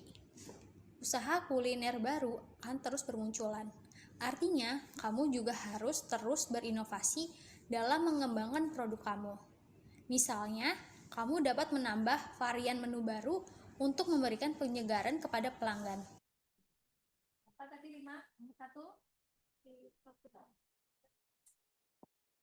Masuk SDM apa bukan kompensasi? Masuk. Kalau ngomongin memberikan asuransi BPJS, masuk. Apalagi kira-kira? SDM. Membuat absensi, pinjer itu ya. Ya, absensi itu kedisiplinan. Itu tugasnya HR juga. Apalagi? Betul, itu di depan ya. Penentuan kebutuhan karyawan. Jadi kalau yang teman-teman di sini ada yang kewajiban ikut itu enggak? Apa namanya USP itu? Sertifikasi enggak? Belum ya? Tapi ada. Oh, yang kelas karyawan juga wajib kan? Belum, yo nanti saya semester 1. Itu biasanya untuk persyaratan. Nah, jadi kalau di salah satu certified ya di HR staff itu biasanya diminta untuk membuat namanya analisis jabatan. Nah, di situ juga tugasnya HR. Jadi apa yang dilakukan oleh satu orang karyawan dengan pekerjaannya. Ini dievaluasi. Apa tuh pekerjaanmu ditulis misalnya. Oh, mengetik atau merekap absen selama setiap minggu yang dilakukan selama 1 bulan. Perlu berapa lama waktunya? Apakah absen itu langsung digeradak waktu akhir bulan? Enggak. Yang efektif adalah diambil setiap minggu misalnya. Kemudian melihat konteks lembur misalnya. Oh iya, merekap data lembur, data absen, tidak masuk dan seterusnya. Ini tugasnya siapa? Admin, staf, personalia gitu. Nah, setelah itu dilihatin berapa lama dan seterusnya. Sebenarnya kamu itu overload enggak? Oh enggak, sebenarnya masih cukup untuk menentukan satu staf saja untuk menangani itu gitu. Contohnya saya ada staf juga ya. Admin yang bantu saya di WR2, dia juga bantu di fasilitas dan tentunya di kepegawaian itu. Dia ngurusin banyak hal. Ya, dan saya tahu saya enggak perlu menambahkan lagi. Meskipun kadang-kadang dia antara ngurusi di kepegawaian dan ngurusi fasilitas. Contohnya teman-teman yang ngambil apa itu kemarin atribut sudah ngambil jas semua. Ya, kruyuk-kruyuk kuwebek bingung dia. Tapi ya enggak terus-menerus, itu kan dalam momen-momen tertentu. Oke. Oh, ini tak lewati. Dilewati apa enggak? Apa mau dilihat? Ini 10 fungsi. 10 fungsi itu sebenarnya sama dengan, apa oke mati. Nah, ini sebenarnya kalau Anda lihat. Sebenarnya mulai dari merencanakan sumber daya manusia, setelah itu tahu butuhnya berapa, kualifikasinya opo, maka dia melakukan yang namanya proses rekrutmen dan seleksi gitu. Setelah itu, misalnya contohnya gini, kadang-kadang kan sifatnya kan reaktif gitu ya. Misalnya saat ada karyawan yang resign, saat ada karyawan yang apa kuwi jenenge pensiun gitu ya. Itu baru mereaksi atau reaktif untuk menggantikan gitu ya. Tetapi sebenarnya bukan begitu. Misalnya ada visi misi yang berubah pada saat next time, misalnya contoh sekarang ada AI itu ya. Nah, kita harus punya misalnya departemen atau divisi atau satu lembaga kalau di kampus ya. Itu yang memang fokus pada pengembangan itu misalnya ya. Nah, itu kedepannya harus direncanakan. Oh, berarti harus ada satu orang atau berapa orang yang handling itu gitu. Jadi gitu. Ya, tren ke depan bagaimana? Oh, ada harus punya misalnya si perusahaan harus punya namanya Departemen Research and Development misalnya gitu. Gitu ya. Loh, kok mati-mati ya? Oke. Kemudian yang ketiga, kalau sudah direkrut dengan proses rekrutmen dan seleksi, maka pastinya kalau sudah ada di dalam itu pasti ada proses yang namanya kompensasi. Ini pekerjaan rutin oleh HR ya. Tapi tidak just menghitung, tetapi dia juga melihat apakah ada tambahan lembur, apakah ada pemotongan gaji gitu ya. Apakah masih ada tambahan insentif lain, macam-macam ya. Kadang-kadang di sebuah perusahaan itu ada juga namanya insentif kedisiplinan. Misalnya nggak pernah prei sekian kali, sekian waktu, ada tambahan gitu. Misalnya gitu juga boleh. Tergantung.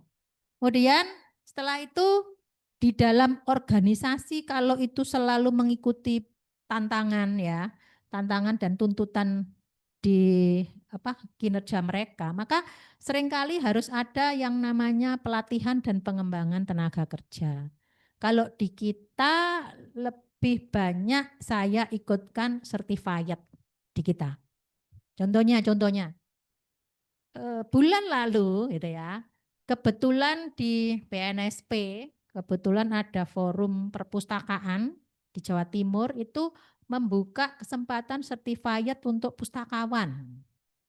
Dan ini rodok angel ya, saya sempat beberapa kali golek itu adanya di Jakarta, di Jawa Tengah gitu. Kebetulan ada di Jawa Timur. Ya udah, saya masukkan 2 orang untuk ikut itu gitu. Nah, ini adalah certified atau bisa juga workshop dan seterusnya. Kalau workshop seringkali tetap rutin. Jadi karena kita di bawah payungnya LL Dikti, tim LL Dikti ya, tim PD Dikti namanya yang handling laporan aktivitas Anda. Misalnya Anda ini kan kuliah Anda akan tahu di data itu aktif apa enggak. Itu bisa melaporkan dia. Jadi bukan berarti Anda enggak dilaporkan loh, dilaporkan. Makanya kenapa kok kalau di tengah jalan misalnya habis cuti harus formal. Itu sekarang di tracing ya. Mahasiswa ini cuti, opo keluar, opo mundur dan seterusnya, gitu ya. Formatnya atau istilahnya berkasnya harus masuk dan itu selalu diunggah. Sekarang sih enak ya. Kalau dulu masih fisikal, jadi harus berkas dibawa ke Surabaya gitu ya. Sekarang enggak, sudah pakai sistem. Nah, kemudian mereka selalu dilatih secara berkelanjutan. Tergantung kalau sistemnya berubah ya dikasih pelatihan gitu ya. Oke, setelah itu apa yang dilakukan oleh karyawan itu harus dievaluasi, namanya penilaian kinerja.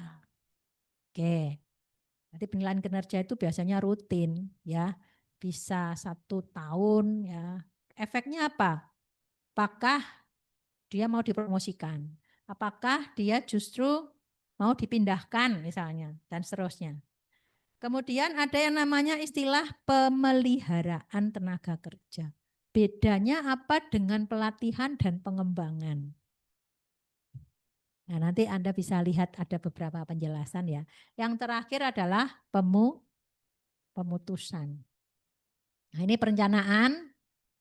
Nah, coba kata yang di bawah. Apa contohnya dalam kesesuaian posisi jabatan dengan kualifikasinya?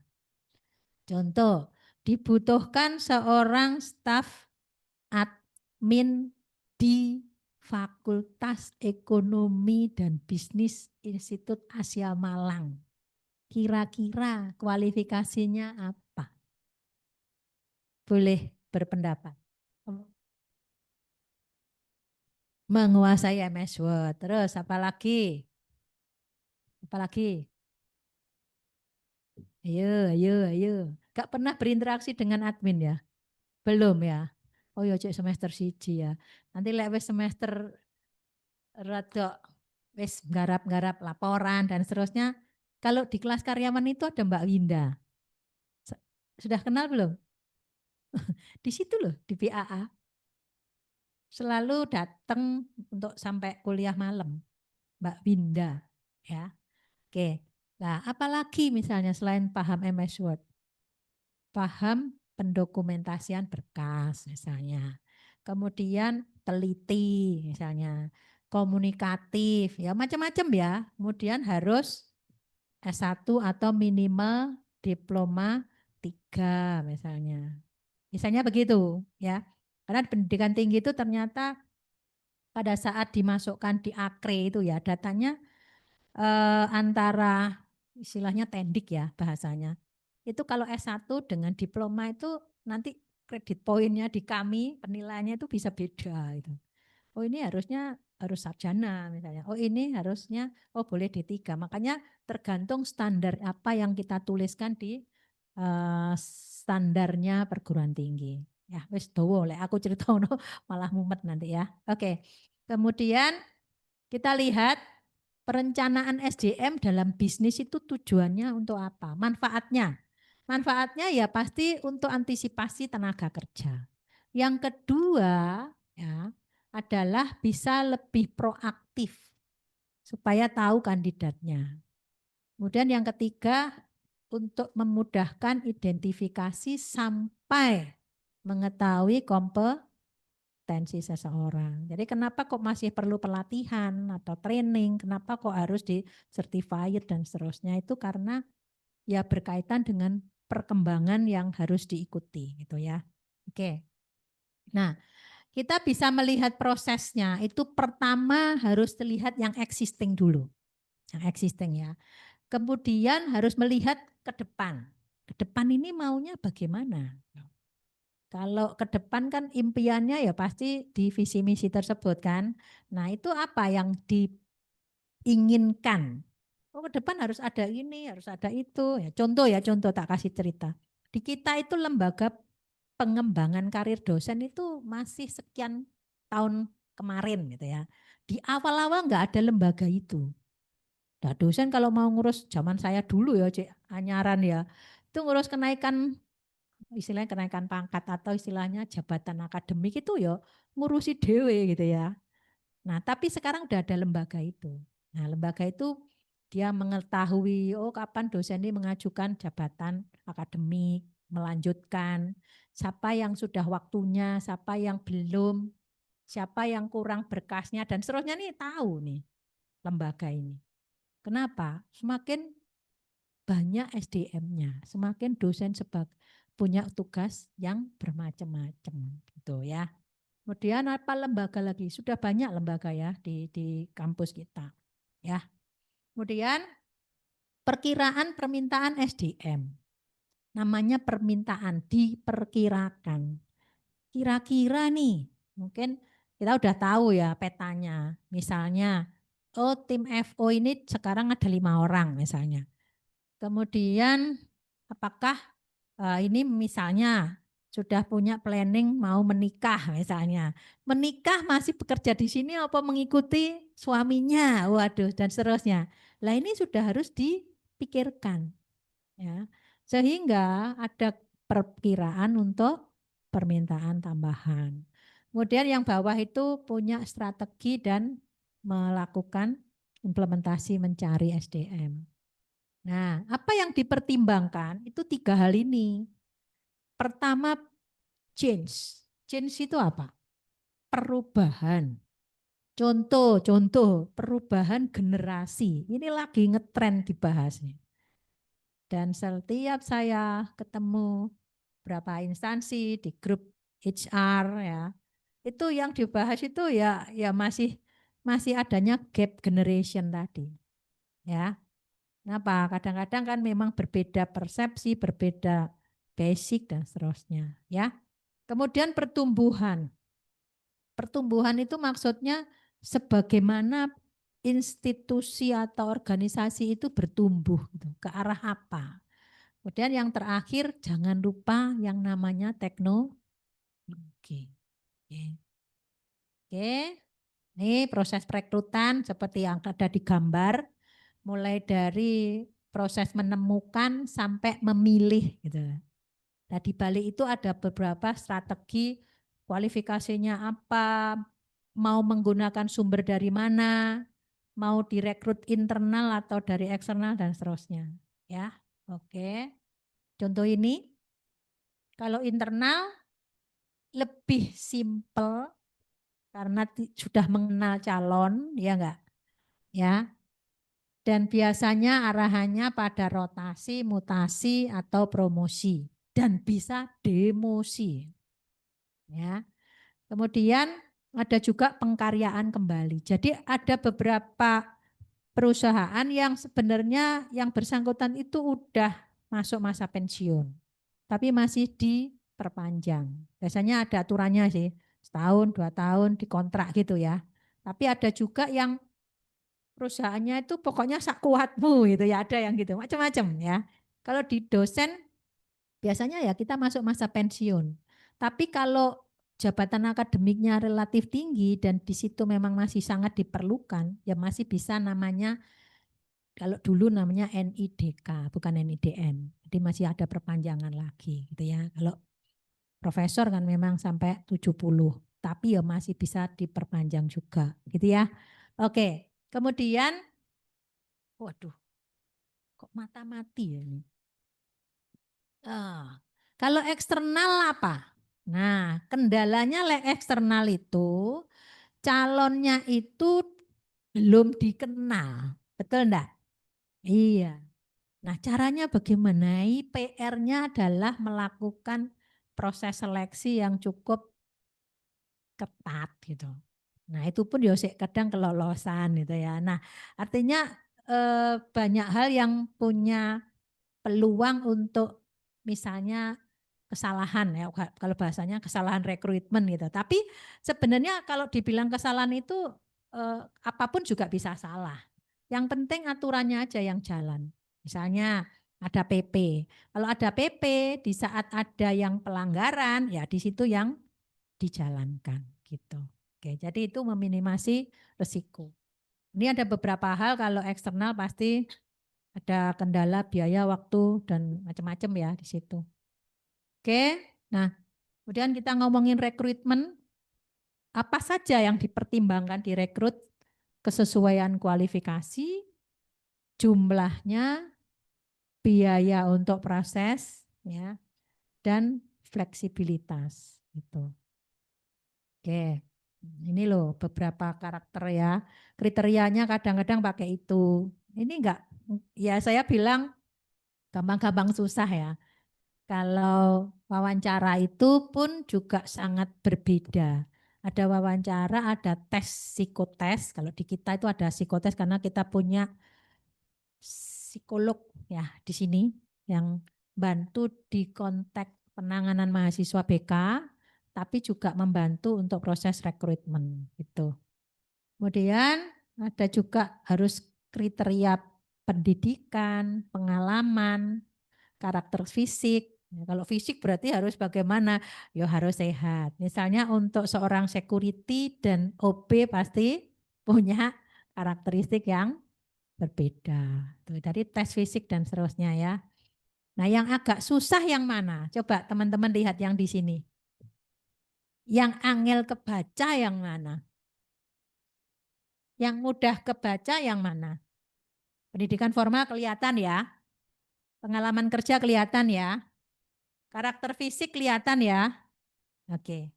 Yang susah itu kepribadian, individu itu. Jadi sikap dan seterusnya. Biasanya ada semacam case study gitu ya, dilemparkan. Apa pendapat Anda ya? Memang saat ini itu bisa dipelajarin ya menurut saya. Tapi nanti pasti akan kelihatan kok ya. Kemudian kita lihat masuk ke kompensasi. Apa sih poin penting kompensasi? Kompensasi itu ada berbagai cara penentuan. Kompensasi itu bisa berbentuk finance dan non finansial ya. Apa aja itu, banyak contohnya ya. Nah, poin penting yang harus dilihat apa sih yang mempengaruhi kompensasi itu? Pertama, standarnya. Jadi perusahaan tuh harus punya standar. Masuk pertama dia pengalaman, enggak pengalaman harus beda. Kalau sama ya itu menyebabkan tidak termotivasi ya. Oke. Kemudian macam-macam tadi. Nah, hal lain yang mempengaruhi itu salah satunya adalah peraturan pemerintah. Apa peraturan pemerintah yang relevan dengan kompensasi? Apa? Ketentuan tentang apa? UMR ya, setiap tahun mesti muda ya. Nah itu PR tuh ya. Ini aja udah ada woro-woro ya. Saya kalau lihat di grup HR itu udah ada info libur bersama. Oke, wes kita lihat. Habis itu info kenaikan di sekian provinsi ya, seperti itu ya. Oke. Nah itu mesti harus dicoba diikuti. Nah, kemudian kita lihat jenis-jenis kompensasi itu ada di sebelah kanan itu ya. Langsung, tidak langsung, non financial dan bisa financial. Tuh. Sekarang saya tanya, kalau semacam fasilitas mobil dinas itu masuk apa? Financial apa non financial? Hah? Ayo apa? Non financial ya. Tapi uang bensinnya ada yang tercover, ada yang tidak gitu ya. Kalau seakan uang bensinnya tercover, berarti termasuk financial. Ada loh yang uang makan, uang bensin dan seterusnya itu diberikan gitu, ya. Oke. Kemudian ada yang namanya pelatihan dan pengembangan tenaga kerja.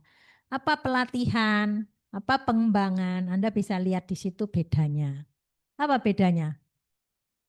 Pelatihan mengarah kepada apa itu? Mengubah perilaku dari tenaga kerja agar selaras dengan pencapaian tujuan, itu ya bahasanya. Sedangkan kalau pengembangan itu prosesnya adalah dia lebih dari hanya bisa mengerjakan secara skill, tetapi beberapa hal yang sifatnya juga ke arah konseptual gitu kalau pengembangan ya. Nah, kemudian pemeliharaan itu bagaimana? Contoh, pada saat hari-hari khusus misalnya, atau pada saat karyawan itu melampaui masa kerja sekian tahun. Nah, itu diberi semacam gift misalnya. Kalau dulu pernah 15 tahun kita kasih kayak apa ya, emas itu loh yang kecil gitu loh ya. Ya, seperti itu ya. Ya, enggak sampai antam ya.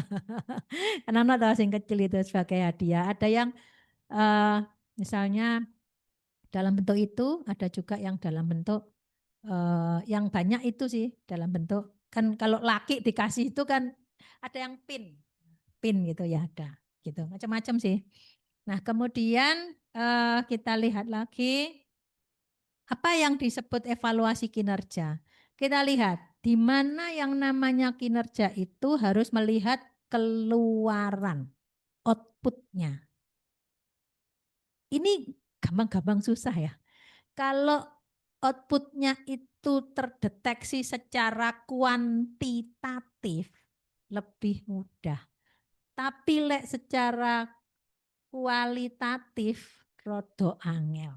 Apa contoh kalau kualitatif itu? Dalam kinerja? Apa? Hah?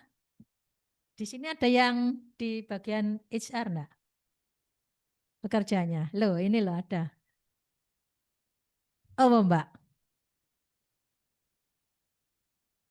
Kalau kualitatif. Lebih banyak kuantitatif atau kualitatif? Kalau di tempat Anda. Kenapa? Contohnya. Yang dievaluasi apanya? Pekerja itu. Iya, kualitas. Iya, artinya kan pada saat dia masuk itu kan setiap tahun ada evaluasi. Lalu setelah dievaluasi nanti keluar skor ya. Ya, ini rutin kan? Baik untuk karyawan lama sama baru kan? Oke. Nah, yang dilihatin itu indikatornya apa aja? Ada banyak kan indikator. Nah ya, indikator itu misalnya contohnya di situ tuh ada sekian indikator. Ada sikap, ada produktivitas, kemudian ya disiplin gitu ya. Jadi kalau di kita ini antara dosen sama non dosen tuh punya perbedaan ya.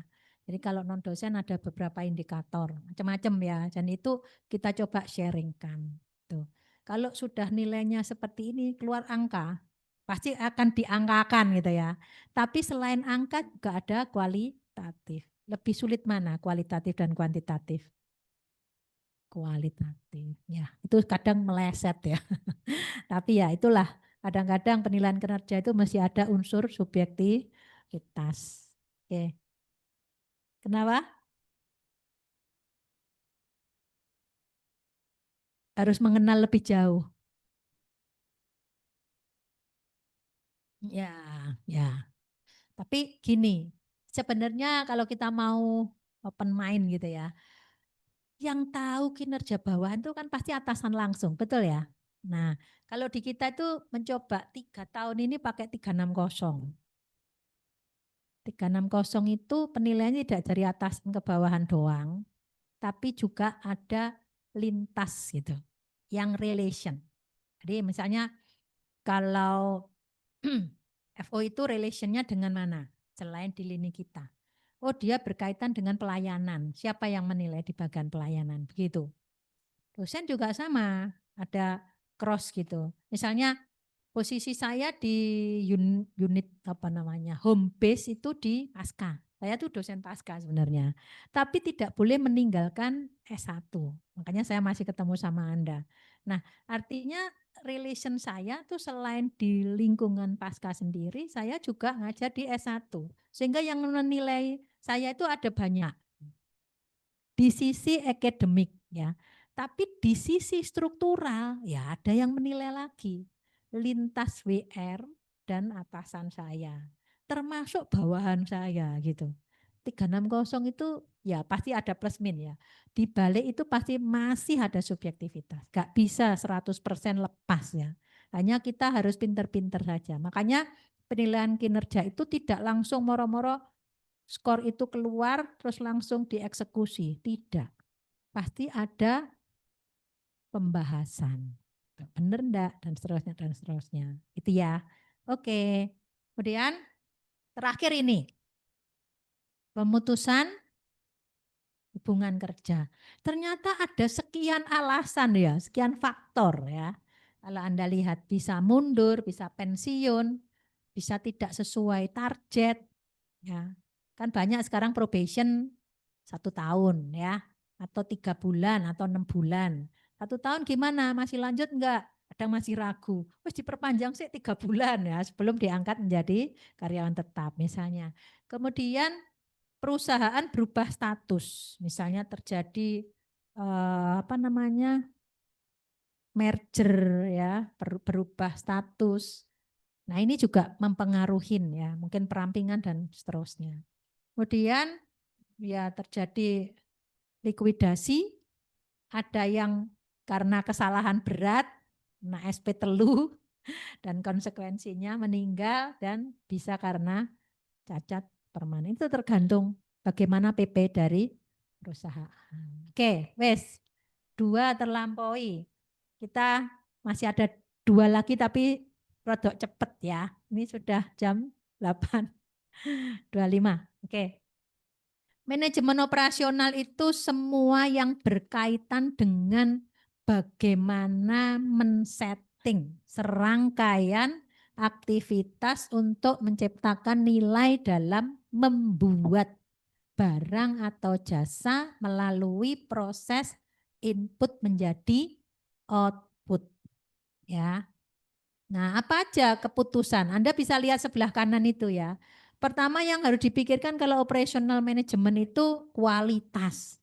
Nanti ada namanya TQM, Total Quality Management. Kemudian ada pemikiran desain. Dan tidak hanya produknya, tapi prosesnya juga didesain. Pemilihan lokasi. Lalu ada desain SDM dan jabatannya. Nah, yang nomor 3 itu seringkali juga memikirkan layout. Jadi kalau layout itu sangat mempengaruhi ya di dalam operasional. Misalnya bahan diproses yang terdekat dengan apa? Itu harus berdekatan. Misalnya bahan datang dengan proses itu berbeda gedung. Wah, soro gitu ya. Ini adalah pemikiran-pemikiran namanya manajemen operasional. Anda bisa lihat di situ ada pendekatan basis produk, ada pendekatan namanya basis manufaktur. Kalau produk apa? Nah, di situ apa-apa yang dilihat dari pengguna, ya. Kemudian kalau di sini apa-apa yang dilihat dari spesifikasi dan standar produksi. Nah, nanti seringkali ketemu ini kalau manajemen operasional harus tahu performance quality sama conformance quality. Bagaimana kinerja dalam menjalankan fungsinya, yang sebelah kiri itu bagaimana konsistensi dari waktu ke waktu. Makanya ada QC, nah, control quality control. Karena kalau tidak ada itu, waduh, standarnya itu bisa sedikit saja berubah ya, hasilnya pasti bisa berubah. Oke. Desain barang jasa, desain proses dan seterusnya. Nanti Anda kenal yang namanya supply chain management. Nanti ada mata kuliah khusus itu. Ya. Oke. Terakhir, manajemen keuangan. Manajemen keuangan yang terakhir ya. Gambarnya kok muter gitu ya. Kalau di sini Anda bisa melihat bagaimana kegiatan menggunakan. Bu, kok tahu-tahu menggunakan dana? Bukannya memperoleh dana, ya itu juga masuk ya. Boleh digeser kalau mau lihat urutannya. Memperoleh dana, menggunakan dan mengelolanya. Gitu. Ini tugas dari manajemen keuangan. Nah, di dalamnya pasti ada yang namanya apa? Laporan keuangan. Ini sebagai fungsi controlling. Ya, dipakai opo wae uang yang ada di perusahaan.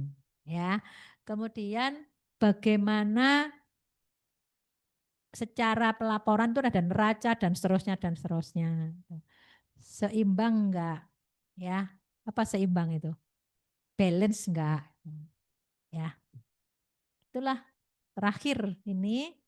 Saya pikir company profile nanti Anda boleh, kalau pengen tahu boleh saya kasih share ya. Tapi kalau enggak juga enggak apa-apa. Oke, ada yang mau ditanyakan? Yang di Zoom boleh, yang di sini juga enggak apa-apa. Silahkan, ada yang ditanyakan? Ini slide terakhir dan materi terakhir saya. Coba dicek lagi, semua materi yang Anda dapetin apa aja. Ruang lingkup dan lingkungan. 1.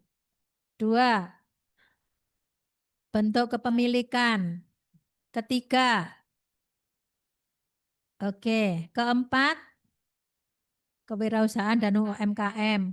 5A. Motivasi leadership. 5B.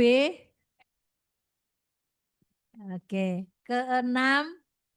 Bisnis model kanvas. 6 ini. Yang belum saya share yang mana?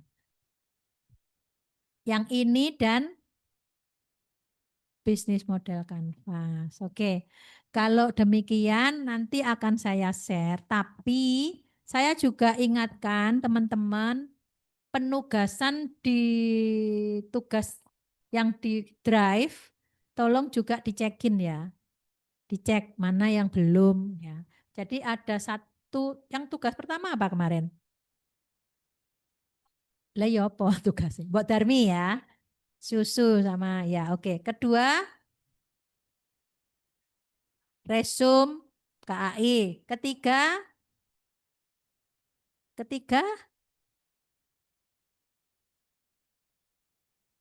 artikel, betul. Ya. Terus yang keempat itu kanvas. Saya enggak kasih lagi tambahan, tapi minimal 4 tugas itu sudah Anda kumpulkan. Oke? Ya wes. Wes tak kasih waktu kalau ada yang mau didiskusikan, ditanyakan sebelum nanti saya putuskan untuk tugas berikutnya. Nanti tugas untuk UASnya saya komunikasi dulu ya karena harus handling hybrid. Apakah boleh pakai soal yang di-share gitu ya? Boleh atau harus datang? Kayaknya kalau kelas karyawan enakan penugasan ya. Sekarang saya tanya, kelas Anda yang UASnya datang ke kampus ada enggak? Sudah ada atau belum? Hari ini Senin oh ya. Kuliah Anda sampai hari Kamis. Kamis. Berarti Senin, Selasa, Rabu, Kamis. Ada 4 mata kuliah di periode 1 ya. Oke. Dan itu belum tahu model ujiannya gimana. Oke. Ya wes, enggak apa-apa. Nanti saya tak cek dulu ke BAA juga. Oke, dari saya cukup itu. Kalau tidak ada yang ditanyakan, ada hal-hal tertentu boleh disampaikan di grup WhatsApp. Oke, yang di Zoom ada yang mau ditanyakan atau mau dikomunikasikan? Silahkan, mumpung ada waktu. Nanti yang absen Anda adalah yang dari observer ya. Oke. Bagi yang hari ini enggak hadir dan ingin mendapat tambahan tugas, kalau yang sering tidak hadir, ada enggak di sini? Kayaknya kok banyak hadirnya ya. Anissa kemana? Saya enggak sempat baca grup. Ini enggak hadir ya. Anissa enggak hadir. Oh Eka tadi info dia lembur kayaknya. Oh ada 2 yang enggak hadir ya. Oke. Kalau dari keseringan tidak hadir ya harusnya jangan sering-sering. Tapi tak lihat teman-teman kalau nggak 1 maksimal 2. Ya wes, masih saya toleransi. Oke, baik. Sudah selesai? Sudah? Ada yang mau ditanyakan? Dicek lagi ya. Jadi nanti teman-teman silahkan ngecek di Drive. Apakah tugasnya kelupaan ya? Apakah belum? Ini sebagai tugas keempat ya. Ada yang belum ngumpulin? Semua? Ya wes, bawa sini. Jangan lupa kasih nama ya. Oh, kok gak ono nime? Jenenge kembar piye iki? Loh, ini kelompok piro iki? Oh, belakang. Oke. Kelompok 1. Oh, ada namanya. Oke. Hah? Ini Ersan mau tanya. Apa San? Sebentar ki kelompok piro? Oh ya. Sebentar tak cek aja. Ini sudah. Ini sudah juga. Oke, apa Mas Ersan?